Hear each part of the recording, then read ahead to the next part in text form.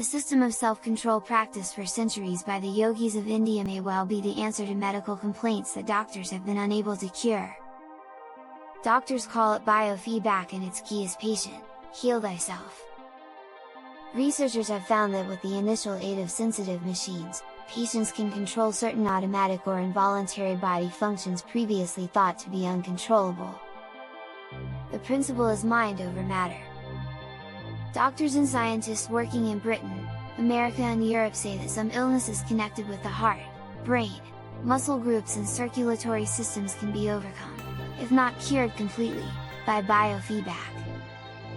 Although research is incomplete, it is believed that biofeedback stems from our ability to control alpha brainwaves and the electrical impulses from the lymphatic system located just below the cortex. Alpha waves, discovered in 1935, normally occur only when our eyes are closed, or sometimes when we stare into the distance. The brain normally produces only beta waves, but alpha waves have a much slower frequency than beta and generally cause the body and nervous system to slow down and relax. Many years ago, British doctors in India sent back reports that yoga followers could perform amazing feats, including stopping their heartbeat and walking on burning embers with no apparent injury.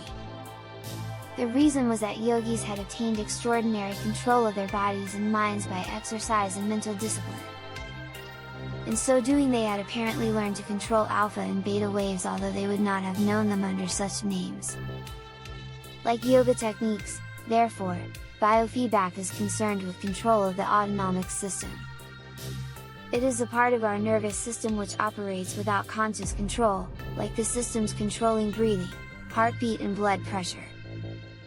In 1910 the German hypnotist Johann Schultz found that when he taught patients self-hypnosis by talking themselves into a relaxed state, he had surprising results. For instance, when they repeated the phrase "my hands are warm," their hands did in fact grow warmer. In 1964 American doctors confirmed Schultz's early experiments, wiring up volunteer housewives to instruments which monitored skin temperature. The wives were then asked to relax and feel their hands getting warmer. Clearly and indisputably the instruments registered an increase in heat from their hands.